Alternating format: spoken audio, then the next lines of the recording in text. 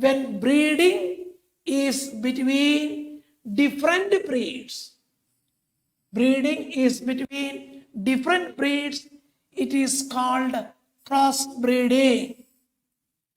It is called crossbreeding. What is outcrossing? Breeding or mating between unrelated animals of the same breed. Unrelated animals of the same breed. Interspecific hybridization. Hybridization between two different species. What is inbreeding? Breeding between or mating between related animals of the same breed. Related animals of the same breed. Related animals of the same breed, inbreeding. Unrelated animals of the same breed, outcrossing.